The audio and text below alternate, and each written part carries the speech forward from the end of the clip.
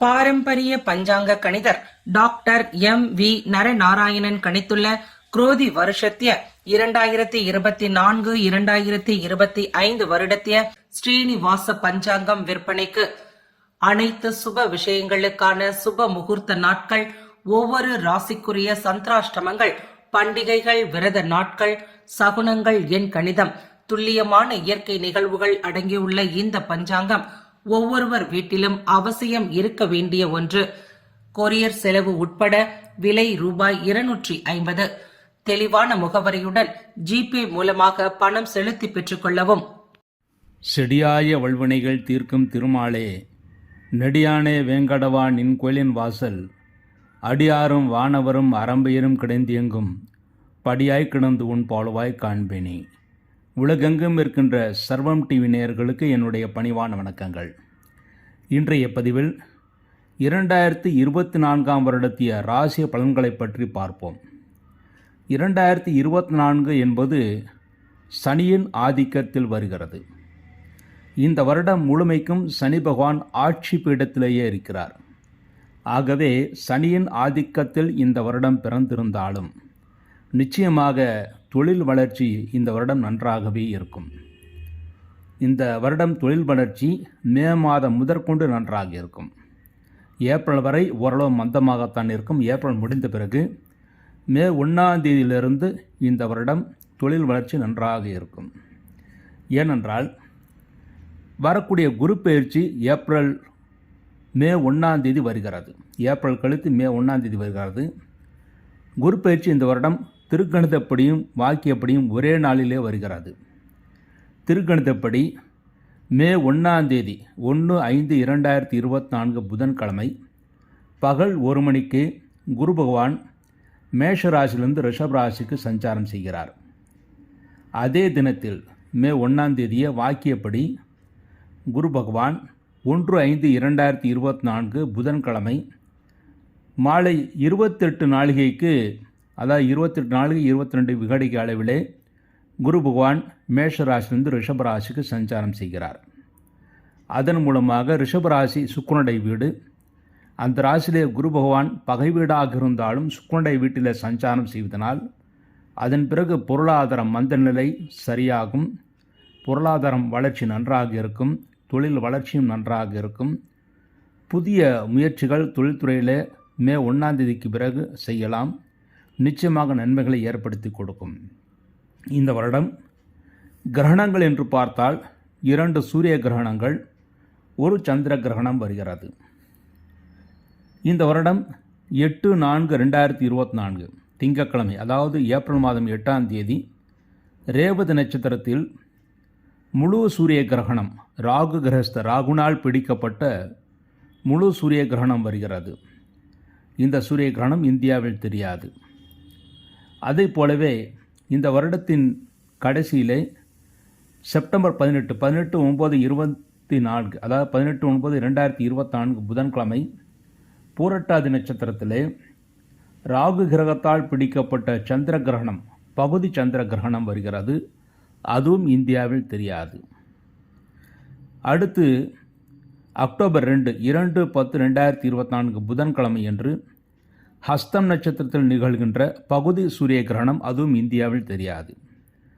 ஆக இந்த வருடத்தில் 2 சூரிய கிரகணம், 1 சந்திர கிரகணம், இந்த 3 கிரகணங்களும் இந்தியாவில் தெரியாது. இந்தியாவில் இந்த கிரகணம் தெரியாதனால் எந்த சடங்கும் தேவையில்லை, எந்த சம்பிரதாயம் தேவையில்லை. ஆனால் கிரகணங்கள் இந்த வருடம் ஐரோப்பியத்திலே, அதாவது ஐரோப்பா நாட்டிலே அதிகமாக தெரியப்பட இருக்கிறது. ஆகவே அந்த பகுதியிலே இந்த வருடம் சேதாரங்கள், பிரச்சனைகள், குழப்பங்கள், இயற்கையினால் வரக்கூடிய பிரச்சனைகள் அனைத்தும் இந்த வருடம் ஐரோப்பா, அமெரிக்கா போன்ற நாடுகளில் நிகழும். ஆனால் இந்தியாவில் பெரிய அளவில் எந்த சேதாரங்களும் இருக்காது. இந்த வருடம் மழை அதிகமாகவே பொழியும். சென்ற வருடத்தை விட இந்த வருடம் மழை அதிகமாகவே பொழியும். நாடு இந்தியா முழுவதுமாக சுபிட்சமாகவே இருக்கும். இந்த வருடம் தொழில் வளர்ச்சி சென்ற வருடத்தை விட மிக அதிகமாக இருக்கும். அதுவும் மே மாதம் 1ஆம் தேதி குரு பயிற்சிக்கு பிறகு மிக அதிகமான தொழில் வளர்ச்சி இருக்கும். ஜிஎஸ்டி வரி வசூல் கூட மிக அதிகமாகவே இந்த வருடம் இருக்கும். இந்த வருடம் ஏப்ரல் மாதம் வரை, அதாவது ஏப்ரல் 30ஆம் தேதி வரை ஆண் குழந்தைகள் அதிகமாக பிறப்பார்கள். மே மாதம் 1ஆம் தேதிக்கு பிறகு, அதாவது சுக்கிரனுடைய வீட்டில் குரு பகவான் சஞ்சாரம் செய்த பிறகு பெண் குழந்தைகள் அதிகமாக பிறப்பார்கள். அந்த நேரத்தில் மே மாதம் முதற்கொண்டு பிறக்கின்ற பெண் குழந்தைகள் அதிக யோகத்துடன் இருப்பார்கள் என்று தான் ஜோதிட சாஸ்திரம் கூறுகிறது. இந்த வருடம் தங்கத்தின் விலை எப்பொழுது அதிகமாகவும் எப்பொழுது குறைவாகவும் இருக்கும் என்று பார்த்தோமேயானால், இந்த வருடம் ஏப்ரல் 2024, அதாவது வரக்கூடிய ஏப்ரல் மாதத்திலே தங்கத்தின் விலை மிக அதிகமாக இருக்கும். அதே தங்கத்தின் விலை அடுத்து செப்டம்பர் 2024 குறைந்து இருக்கும். அதாவது கிட்டத்தட்ட 15 முதல் 20% செப்டம்பர் மாதம் ஓரளவு தங்கத்தின் விலை குறைவாக இருப்பதற்கு வாய்ப்பு இருக்கிறது. ஆனால் அதற்கு முன்பாக ஏப்ரல் மாதம் மிக அதிகமான உச்சியை தங்க விலை தொடும் என்று இருக்கிறது. அடுத்து ஷேர் மார்க்கெட் நிலவரத்தை பார்த்தோமேயானால், இந்த வருடம் ஷேர் மார்க்கெட் பங்கு விலைகள் மே மாதம் 2024 மிக அதிகமாக இருக்கும். அதாவது ஏப்ரல் மாதம் தங்கத்தின் விலை அதிகமாக இருக்கும். அதன் பிறகு மே மாதம் ஷேர் மார்க்கெட் பங்கு வர்த்தகத்தினுடைய விலைகள் மிக அதிகமாக இருக்கும். அக்டோபர் 2024, அதாவது தீபாவளிக்கு பிறகு அல்லது தீபாவளி சமயத்தில் அக்டோபர் 2024 ஷேர் மார்க்கெட் விலை குறைந்த அளவிலே இருக்கும். ஆக இந்த வருடம் ஏப்ரல் மாதம் தங்கத்தின் விலை அதிகமாக இருக்கும். மே மாதம் ஷேர் மார்க்கெட் பங்கு வர்த்தகத்தின் விலைகள் அதிகமாக இருக்கும். செப்டம்பர் மாதம் தங்கத்தின் விலை குறைவதற்கான வாய்ப்புகள் மிக அதிகமாக இருக்கிறது. அதே போலவே அக்டோபர் 2024 ஷேர் மார்க்கெட் பங்கு வர்த்தகத்தின் விலைகள் குறைவாக இருப்பதற்கான வாய்ப்புகள் அதிகமாக இருக்கிறது. இந்த வருடம் குரு பகவான் தனித்து மேஷத்திலும் ரிஷபத்திலும் சஞ்சாரம் செய்கிறார். மேஷத்திலே குரு பகவான் சஞ்சாரம் செய்யும் போது சனியுடைய பார்வை குரு பகவானுக்கு வருகிறது. ஆகவே ஆலயங்களில் சில பிரச்சனைகள் ஏற்பட்டு அதன் பிறகு சரியாகும். ரிஷபராசிலே குரு பகவான் சஞ்சாரம் செய்யும் போது ராகுடைய பாதிப்பு வருகிறது. இந்த ராகுடைய பாதிப்பு குரு பகவானுக்கு வரும்போது போலி சாமியார்கள் எல்லாம் அகப்படுவார்கள். ஆக மே மாதம் 1ஆம் தேதிக்கு பிறகு போலி சாமியார்கள் அகப்படுவார்கள். ஏப்ரல் மாதம் வரை திருக்கோயில்களுக்கு சில பிரச்சனைகள் ஏற்பட்டு அதன் பிறகு சரியாகும். எப்படியும் இந்த வருடம் ஆன்மீகவாதிகளுக்கு, ஒரிஜினல் ஆன்மீகவாதிகளுக்கு, அதாவது நியாயப்படி நடந்து கொள்கின்ற ஆன்மீகவாதிகளுக்கு நன்மைகள் ஏற்படுத்தி கொடுக்கும். போலி ஆன்மீகவாதிகளுக்கு தீமைகளை ஏற்படுத்தி கொடுக்கும். என்றால் குருவுக்கு சனியுடைய பார்வையும் அடுத்து ராகுடைய பார்வையும் வருகிறது. அடுத்து சனி பகவான் இந்த வருடம் முழுமைக்கும் ஒரே ராசிலேயே கும்பராசிலேயே சஞ்சாரம் செய்கிறார். ஆகவே தொழில் ஸ்திரமாக உயர்ந்து கொண்டிருக்கும். வர்த்தகங்கள், பணப்புழக்கம் ஏப்ரல் மாதத்திற்கு பிறகு மே மாதம் முதற்கொண்டு பணப்புழக்கம் ஓரளவு நன்றாகவே இருக்கும். இந்த வருடம் மழை பொழிவு மிக அதிகமாக இருக்கும். சென்ற வருடத்தை விட அதிகமாகவே இருக்கும். வறட்சி என்பது இந்த வருடம் இருக்காது. ஆக பயப்படுவதற்கு ஒன்றுமில்லை. இந்த வருடம் சென்ற வருடத்தை விட ஓரளவு சிறப்பான வருடமாகத்தான் இருக்கும்.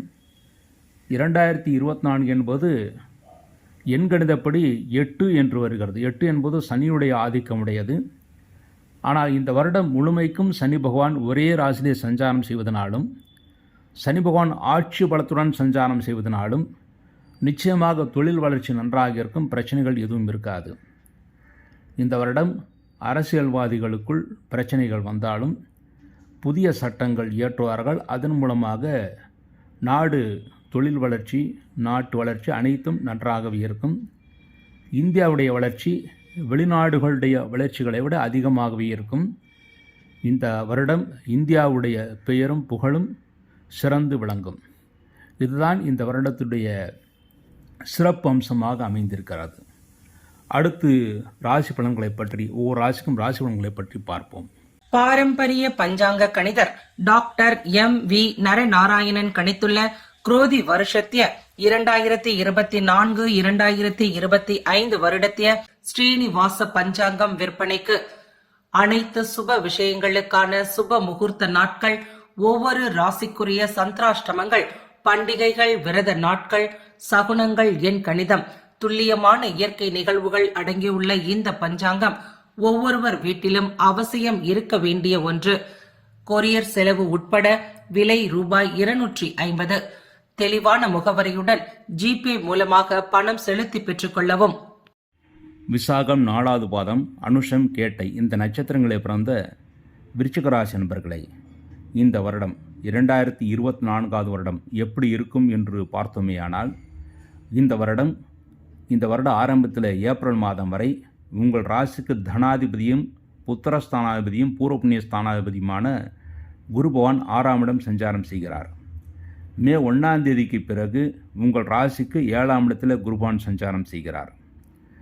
இந்த வருடம் முழுமைக்கும் உங்களுக்கு அர்த்தாஷ்டம சனியாக சனி பகவான் 4ஆம் இடத்தில் சஞ்சாரம் செய்கிறார். 5ஆம் இடத்திலே ராகுவும் 11ஆம் இடத்திலே கேதுவும் சஞ்சாரம் செய்கிறார்கள். இதன்படி இந்த வருடம் எப்படி இருக்கும் என்று பார்த்தோமேயானால், இந்த வருடம் ஏப்ரல் மாதம் வரை பண விஷயத்தில் சிறு நெருக்கடிகள் ஏற்பட வாய்ப்பிருக்கிறது. மேலும் ஏப்ரல் மாதம் வரை குழந்தைகளின் ஆரோக்கியத்தில் சிறு பின்னடைவு ஏற்பட்டு அதன் பிறகு சரியாகும். மாணவர்கள் மிகுந்த கருத்துடன் படித்தால் மட்டுமே நல்ல மதிப்பெண்களை பெற முடியும். மேலும் இந்த வருடத்திலே உங்கள் ராசிக்கு 5ஆம் இடத்திற்குரிய குருபான் 6ஆம் இடத்திலே சஞ்சாரம் செய்வதனால் ஏப்ரல் மாதம் வரை பூர்வ புண்ணிய சொத்துக்களை பற்றி பேசாமல் இருப்பது நல்லது. அவ்வாறு பூர்வ புண்ணிய சொத்துக்களை பற்றி பேசினால் சச்சரவுகள் ஏற்பட வாய்ப்பு இருக்கிறது.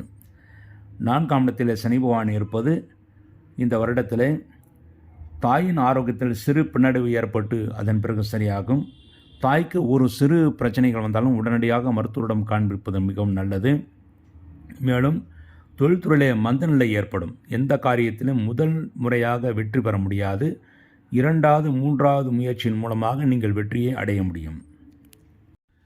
உங்கள் ராசிக்கு 5ஆம் இடத்தில் ராகுவான் சஞ்சாரம் செய்வது வெளிநாடு செல்லக்கூடிய வாய்ப்புகள் உங்களை தேடி வரும். அதை நீங்கள் பயன்படுத்தி கொள்ளலாம்.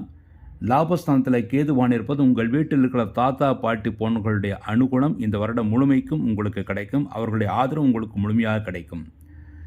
மே 1ஆம் தேதிக்கு பிறகு, அதாவது 1/5/2024 முதல் உங்கள் ராசிக்கு குருவுடைய பார்வை வருகிறது. ஆகவே அதன் பிறகு நீங்கள் எந்த காரியத்தை எடுத்தாலும் நன்மைகளை பெறுவீர்கள். அப்பொழுது அர்த்தாஷ்டம சனி எந்த தோஷமும் ஏற்படுத்தாது. என்றால் அதைவிட அதிகமாக பார்வையுடன், நல்ல தெய்வ பார்வையுடன் குரு பார்வை வருகிறது. ஆகவே திருமணம் ஆகாத ஆண்களுக்கும் பெண்களுக்கும் மே 1ஆம் தேதிக்கு பிறகு நிச்சயமாக திருமணம் கைகூடும், சந்தோஷத்தை ஏற்படுத்தி கொடுக்கும். குழந்தை பாக்கியம் இல்லாதவர்களுக்கும் நிச்சயமாக குழந்தை பாக்கியம் கிடைக்கும். உங்களுடைய குழந்தைகள் கூட நல்ல மதிப்பெண்களை பெறுவார்கள். எல்லா தெருவிலையும் வெற்றியை பெறுவார்கள். உங்கள் ராசிக்கு அப்பொழுது குருவுடைய பார்வையும் இருக்கிறது, சனியுடைய பார்வையும் இருக்கிறது. ஆகவே உங்களுக்கு திருஷ்டி மிக அதிகமாக இருக்கிறது. எந்த காரியத்தையும் முன்பாக வெளியிலே சொல்லக்கூடாது. அவ்வாறு சொன்னால் அது நடைபெறாமல் போய்விடும். மே 1ஆம் தேதிக்கு பிறகு திருமணம் நிச்சயமாக முடிவாகும். ஆனாலும் திருஷ்டியினால் திருமணம் முடிவாவதற்கு முன்பாக அங்கே திருமணம் முடிவாக போகிறது, எனக்கு நிச்சயமாக திருமணம் முடியப் போகிறது என்று நீங்களோ உங்களுடைய தாய் தந்தர்களும் வெளியில் சொல்லக்கூடாது. சொன்னால் திருஷ்டியின் காரணமாக திருமணம் நடைபெறாமல் போய்விட வாய்ப்பு இருக்கிறது. ஆகவே திருஷ்டிக்கு சிறிது பயப்பட்டு தான் ஆக வேண்டும். திருஷ்டி விலகுவதற்காக ஒரு முறை உங்கள் வீட்டிற்கு அருகில் இருக்கின்ற ஆஞ்சநேயர் கோயிலுக்கு சென்று குறைந்தபட்சம் 2 அல்லது 4 லிட்டர் நல்லெண்ணெய் தானம் கொடுக்க வேண்டும். அது சனிக்கிழமை அன்று கொடுக்க வேண்டும். என்றால் நல்லெண்ணெய் என்பது, அதாவது எள்ளெண்ணெய், அதைத்தான் நல்லெண்ணெய் என்று கூறுவார்கள். நல்லெண்ணெய் என்பது சனியினுடைய அம்சம். அந்த நல்லெண்ணெயை ஆஞ்சநேயருக்கு நீங்கள் கொடுப்பதனால் நிச்சயமாக உங்களுடைய திருஷ்டிகள் குறைந்து நன்மைகளை ஏற்படுத்தி கொடுக்கும். தொழில் விருத்தியும் நன்றாகவே இருக்கும். திருஷ்டியை தவிர பெரிய இடர்பாடுகள் உங்களுக்கு இருக்காது. மே 1ஆம் தேதிக்கு பிறகு எல்லா காரியங்களும் உங்களுக்கு வெற்றியை ஏற்படுத்தி கொடுக்கும், சந்தோஷத்தை ஏற்படுத்தி கொடுக்கும். இந்த வருடம் உங்கள் ராசிக்கு தொழில் ஸ்தானத்துக்கு சனியுடைய பார்வை ஏற்பதனால் தொழில்துறையிலும் சிறு சிறு தடைகள் ஏற்பட்டு பிறகு சரியாக முதல் முயற்சி தோல்வியடைந்தாலும் 2, 3வது முயற்சிகளை நிச்சயமாக வெற்றியை பெறுவீர்கள். தொழில் வெற்றிக்காகவும் நீங்கள் ஆஞ்சநேயரை வழிபாடு செய்வது மிகவும் சிறப்பானது. இது பொதுவான வழிபாடு என்பது. அடுத்து ஒவ்வொரு நட்சத்திரத்துக்கும் என்ன வழிபாடு செய்ய வேண்டும் என்று பார்த்தோமேயானால், உங்களுடைய ராசி விருச்சிக ராசி. விருச்சிக ராசிக்கு அதிபதி செவ்வாய்க்கு உரித்தான கடவுள் என்றால் முருகப்பெருமான். ஆகவே விசாகம் 4வது பாதத்தில் பிறந்தவர்கள் அவசியம் ஒரு முறை முருகப்பெருமான் கோயிலுக்கு சென்று முருகனுக்கு அபிஷேக ஆராதனைகள் ஜனவரி மாதம் அல்லது பிப்ரவரி மாதத்திற்குள் செய்வது நல்லது. அதன் மூலமாக காரிய வெற்றிகளை இந்த விருச்சிக ராசியில் பிறந்து விசாகத்தில் பிறந்தவர்களுக்கு ஏற்படுத்தி கொடுக்கும்.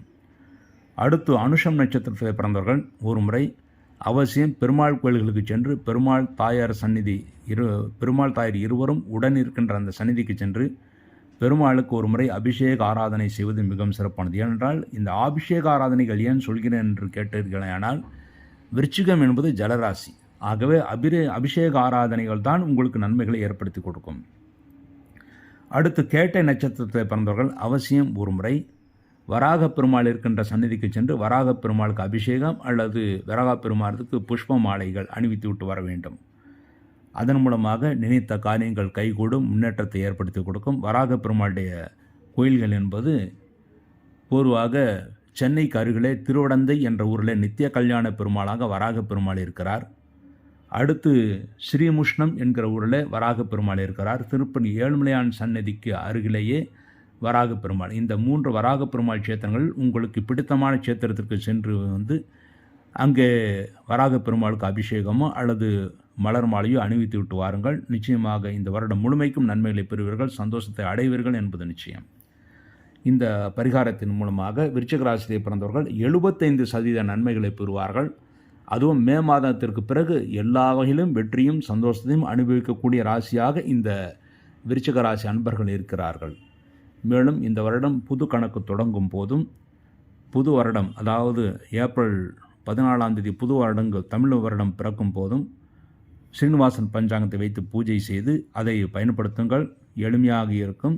அதை பயன்படுத்துவதன் மூலமாக எல்லா காரியங்களும் நீங்கள் வெற்றியும் சந்தோஷத்தையும் பெறுவீர்கள் என்பது நிச்சயம். இவ்வாறாக 2024 வருடத்திய ராசி பலன்களை பற்றி பார்த்தோம். மீண்டும் ஒரு நல்ல பதிவில் சந்திப்போம் என்று கூறி விடைபெறுகிறேன். நன்றி, வணக்கம். பாரம்பரிய பஞ்சாங்க கணிதர் டாக்டர் M.V. நரநாராயணன் கணித்துள்ள குரோதி வருஷத்திய 2024-2025 வருடத்திய ஸ்ரீனிவாச பஞ்சாங்கம் விற்பனைக்கு அனைத்து சுப விஷயங்களுக்கான சுப முகூர்த்த நாட்கள், ஒவ்வொரு ராசிக்குரிய சந்திராஷ்டமங்கள், பண்டிகைகள், விரத நாட்கள், சகுனங்கள், எண் கணிதம், துல்லியமான இயற்கை நிகழ்வுகள் அடங்கியுள்ள இந்த பஞ்சாங்கம் ஒவ்வொருவர் வீட்டிலும் அவசியம் இருக்க வேண்டிய ஒன்று. கொரியர் செலவு உட்பட விலை ரூபாய் 250. தெளிவான முகவரியுடன் ஜிபே மூலமாக பணம் செலுத்தி பெற்றுக் கொள்ளவும்.